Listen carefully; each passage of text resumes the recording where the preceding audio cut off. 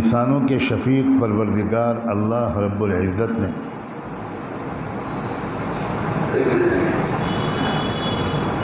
جب پہلے انسان کو اس دنیا میں بھیجنے کا فیصلہ کیا اور انسانوں کی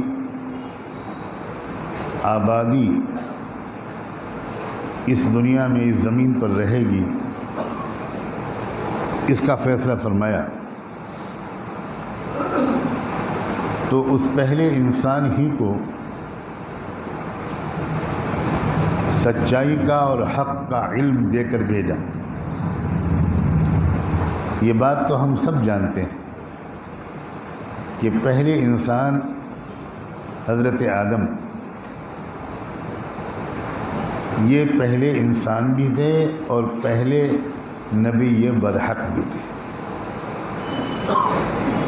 ایک رہنمائی اللہ کی طرف سے انسانوں کو ضروری ہے اس دنیا میں اچھی زندگی گزارنے کے لیے،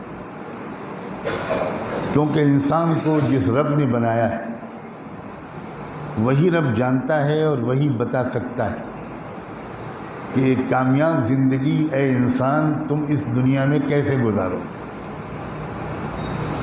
جو کارخانہ، جو فیکٹری، کوئی مشین بناتا ہے، جو فیکٹری بناتی ہے، وہی کارخانہ بنانے والا، وہی بنانے والی فیکٹری اس مشین کے استعمال کا طریقہ جانتی بھی ہے اور بتا بھی سکتی ہے۔ یہ نہیں ہو سکتا کہ مشین تو کوئی اور فیکٹری بنائے اور اس کی ترکیب کا طریقہ کوئی اور فیکٹری سکھائے، یہ نہیں ہو سکتا۔ انسانوں کو جس رب نے بنایا اور ان کے لیے یہ اتنی بڑی کائنات بنائی، اللہ نے اپنے لیے تو کچھ بھی نہیں بنایا، نہ اللہ نے اپنے لیے سورج بنایا، نہ چاند، نہ زمین، نہ آسمان، نہ سمندر، نہ پہاڑ، نہ پھل، نہ پھول، نہ سبزیاں، نہ غلے، نہ اناج۔ یہ تو سب کچھ جو کچھ بنا یہ انسان کے لیے بنا، بلکہ جیسے کوئی خاص مہمان آپ کے ہاں آنے والا ہوتا ہے تو اس کی ضرورت اور آرام کی چیزیں آپ پہلے سے گھر میں لے آتے ہیں، ویسے ہی انسان کو اس دنیا میں اتارنے سے پہلے انسان کی ضرورت اور آرام کی چیزوں کو اللہ نے پہلے سے تیار کر دیا۔ یہ انسان کے ساتھ جو رب کا خاص تعلق ہے اور رب کی نظر میں ہر انسان کا جو مقام ہے، یہ اس کا نتیجہ اور اس کی دلیل ہے۔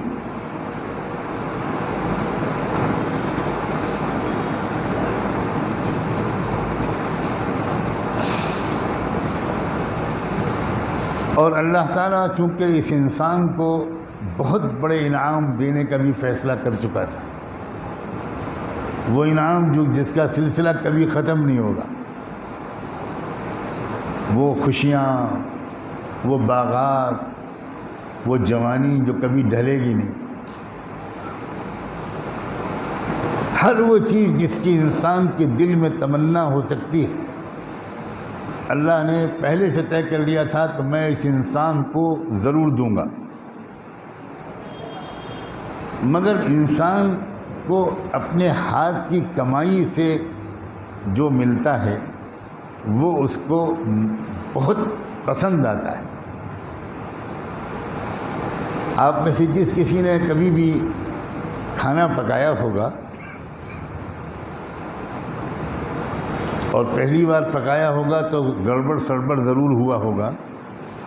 میں نے بھی جب پہلی بار گوشت پکایا تھا تو کوئلے کی طرح جل گیا تھا۔ یہ ابو الحسن ہمارا کھانا پکاتے ہیں، یہ خوش ہو رہے ہوں گے، مگر مجھے وہ جلا ہوا گوشت کریم ہوٹل کے قورمے سے اچھا لگا تھا، اس لیے کہ وہ میرے ہاتھ کا پکایا ہوا تھا۔ انسان کو محنت کر کے کوئی چیز ملے وہ اس کو بہت اچھی لگتی ہے، اور اللہ نے بھی فیصلہ کیا کہ میں تم کو زیادہ مزے دینا چاہتا ہوں جنت میں، اس لیے تمہارے اعمال کے نتیجے میں دوں گا جنت، تاکہ تم کو لگے کہ ہماری کمائی ہے اور مزہ آئے گا تم کو۔ تو جب اللہ نے یہ فیصلہ کر لیا کہ مجھے ان کو بہت خوش کرنا ہے، اور اللہ یہ جانتا تھا کہ انسان کا مزاج یہ ہے کہ جو چیز اس کو محنت کے ذریعے ملتی ہے اس کی قدر زیادہ ہوتی ہے۔ ایک صاحب نے اپنے بیٹے کو یہ سمجھانا چاہا کہ بہت ہو گیا بیٹا، اب تم جوان ہو گئے، اب خود کماؤ اور کھاؤ، تب تم کو پتہ چلے گا کہ پیسہ کتنی مشکل سے کمایا جاتا ہے۔ تو باپ نے اپنے بیٹے کی تربیت کرنے اور یہ بات سمجھانے کے لیے ایک طریقہ اختیار کیا۔ وہ روزانہ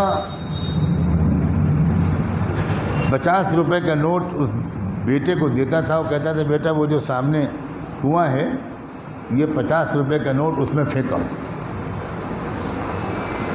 بیٹا بیچارہ فرما بردار تھا، وہ گیا اور پھینکا۔ پوچھا کیا ہوا؟ ان کا آپ نے جیسا کہا تھا میں نے کنویں میں ڈال دیا۔ شاباش۔ پھر اگلے دن 50 روپے پھر کنویں میں ڈالا، پھر ڈالایا، پھر تیسرے دن 50 روپے کنویں میں ڈالا، پوچھا کیا کیا؟ ڈالایا۔ چوتھے دن باپ نے کہا بیٹا آج ایسا کرو، منڈی سے جا کر پیاز خریدو اور گلی میں ہر گلی میں جا کر آواز لگاؤ کہ پیاز لے لو، لہسن لے لو، اور دن بھر پیاز بیچو، اور جو نفع بچے واپس لاؤ مجھے لا کر دو، اب کمانا سیکھو۔ تو بچے نے کہا بہت اچھا، فرما بردار تھا، کہنا مانتا تھا۔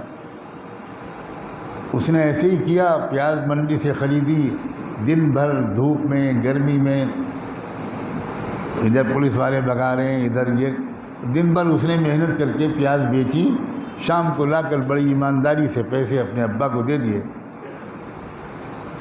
اس کمائی میں سے آج باپ نے 50 کا نوٹ نکالنے کے بجائے 10 کا نوٹ دیا اور کہا جاؤ بیٹا اس کو کنویں میں پھینکاؤ۔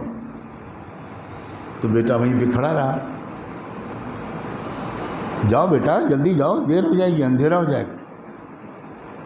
پھر کھڑا ہے، بیٹا آج میں نے 50 نہیں دیے، 10 دیے ہیں، جاؤ اس کو پھینکاؤ۔ اس نے کہا میں خود کود جاؤں گا، 10 روپے کا نوٹ کنویں میں آج نہیں ڈالوں گا۔ روز تم 50 ڈالتے تھے، آج 10 نہیں ڈالے جا رہے تم سے؟ ابا روز آپ کی جیب سے آتے تھے، میں پھینک دیتا تھا، آج پتہ چلا ہے کہ یہ پیسے کیسے کمائے جاتے ہیں۔ تو 50 کی قدر نہیں تھی اس لیے کہ بغیر محنت کے ملے تھے، 10 کی قدر ہے اس لیے کہ وہ محنت سے ملے۔ سورج پیدا کیا اللہ نے ہماری کسی محنت کے بغیر، چاند ستارے زمین آسمان ہمارا ہاتھ نہیں لگوایا، لیکن جنت میں جانے کے لیے اللہ نے کہا کہ تم سے محنت کرواؤں گا، اس لیے کہ اگر یوں ہی تم کو جنت مل گئی تو تم کو جنت کی بھی قدر نہیں آئی۔ اور میں چاہتا ہوں کہ تم جنت سے پورا لذت اٹھاؤ۔ جب اسی لیے اللہ نے انسان کے ساتھ 2 اور مخلوقات پیدا کر دی، ایک نفس اور ایک شیطان، اس لیے کہ یہ دونوں انسانوں سے نیک کام ان کو نہ کرنے دیں اور غلط کام ان سے کروانے کی کوشش کریں۔ اب وہ انسان جو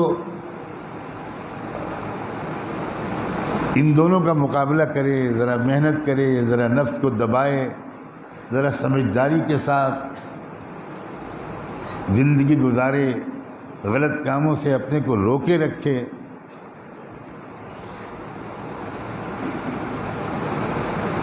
ایسے انسان کو جب انعام ملے گا اللہ کی طرف سے مغفرت اور جنت کی شکل میں، تو اس انسان کو بہت زیادہ لطف آئے گا، بہت زیادہ اس کی خوشیاں کئی گنا بڑھ جائیں گی۔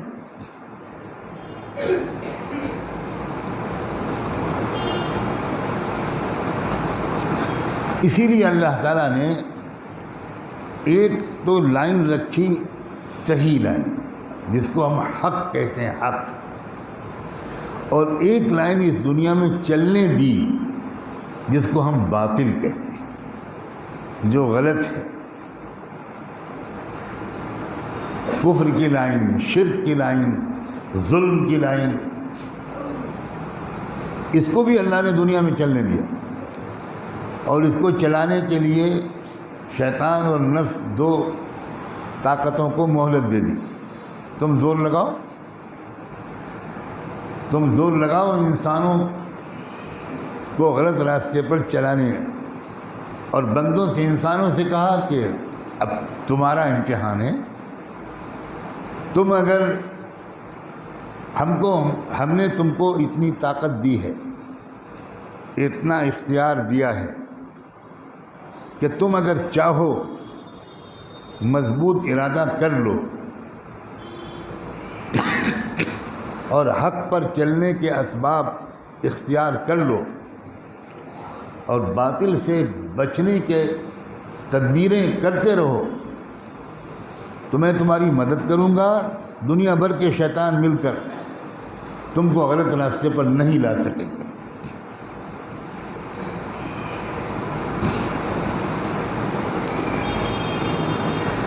اسی وجہ سے دنیا میں حق اور باطل کے درمیان ایک ٹکراؤ ہر زمانے میں رہا ہے، رہتا ہے، اور آج بھی موجود ہے اور رہے گا۔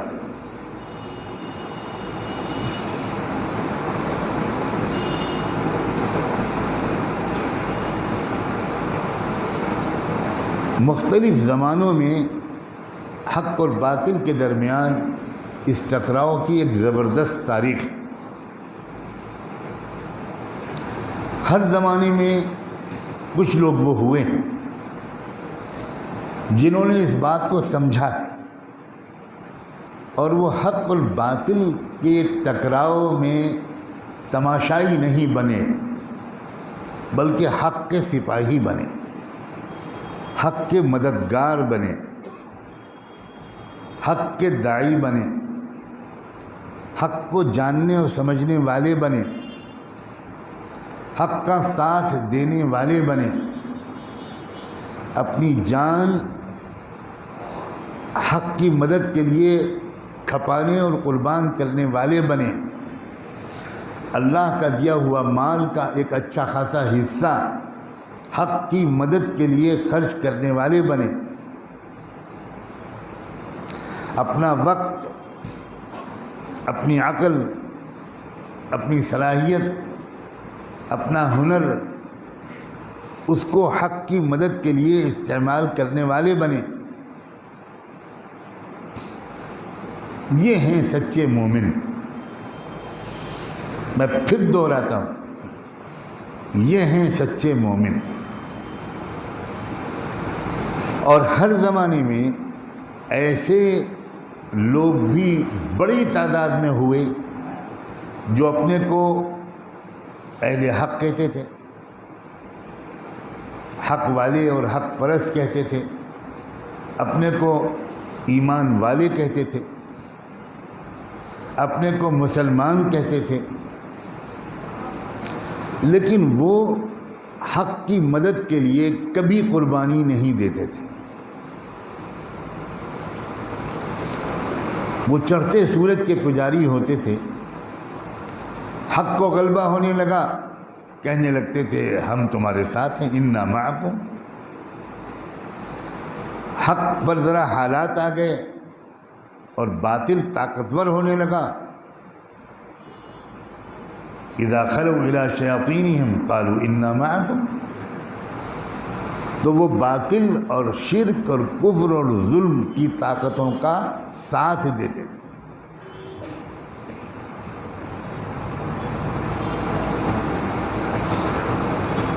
تیسری ایک قسم ہوتی تھی کہ جو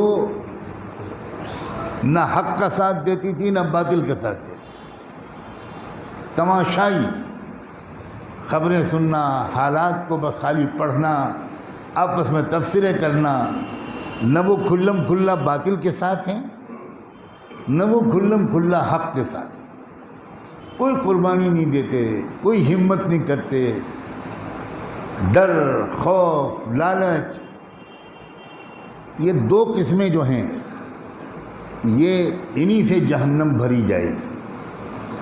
چاہے ایسے مسلمان 5 وقت کی نماز پڑھتے ہوں، اب ذرا کان کھول کر سنیے گا، چاہے ایسے مسلمان تہجد پڑھتے ہوں، چاہے ایسے مسلمان ہر سال عمرہ کرتے ہوں، چاہے زندگی میں انہوں نے 50 حج کیے ہوں۔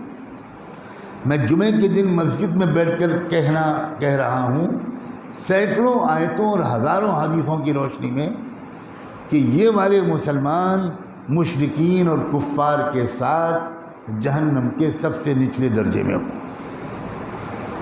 کیونکہ انہوں نے حق کا ساتھ نہیں دیا، دھوکہ دیا۔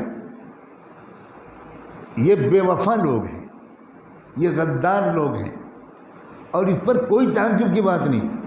آپ بتائیں کسی ملک کے شہری اس ملک پر مصیبت آنے وقت اپنے ملک کا ساتھ نہ دیں تو ملک کی حکومت ایسے شہریوں کے ساتھ کیا کرے گی؟ وہ کہیں گے کہ بھائی ہم تو بہت تسبیح پڑھتے تھے، بہت مندر جاتے تھے، بہت چرچ جاتے تھے، بہت گرودوارے جاتے تھے، تو کیا حکومت اس کو بات مان لے گی کہ تم نے عین وقت پر ہم کو دھوکہ دیا ہے، تم نے عین وقت پر ہم کو اکیلے چھوڑا ہے، تم نے عین موقع پر دشمن کا ساتھ دیا ہے،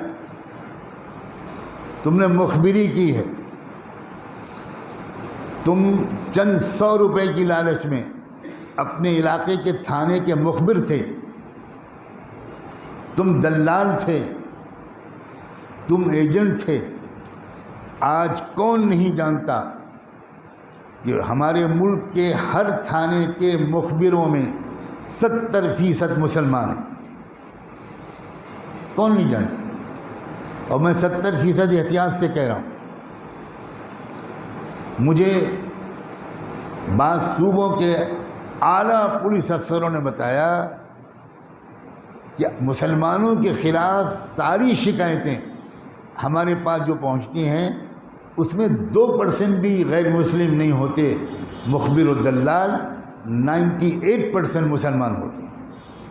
اور میں آج اور کھل کر کیوں نہ کہوں، ان میں کون لوگ، ان کا مسجدوں کے امام، آپ کی مسجدوں کے امام ہمارے مخبر ہیں، آپ کے ہاں جو تراویح پڑھاتے ہیں وہ ہمارے ایجنٹ ہیں، آپ کے محلے میں جو ڈبل روٹی بیچتا ہے وہ ہمارا مخبر ہے، آپ کے محلے میں جو انڈا بیچتا ہے اور پان کی دکان لگائے ہوئے وہ ہمارا مخبر ہے۔ ایسے بھی لوگ ہیں جو بہت دیندار نظر آتے ہیں اور دینی بیانات کرتے ہیں اور دین کی محنت کرتے ہوئے نظر آتے ہیں، اور وہ ہمارے مخبر ہیں۔ ایسے مسلمانوں کی اس وقت اکثریت ہے، غالب اکثریت۔ آپ اگر بے خبری ظاہر کریں تو آپ کو پھر اللہ نپٹے گا۔ حق اور باطل کا ٹکراؤ اس وقت جس دور میں ہم جی رہے ہیں، میں صاف لفظوں میں کہنا چاہتا ہوں، اپنے آخری فیصلہ کن اسٹیج میں داخل ہو چکا ہے۔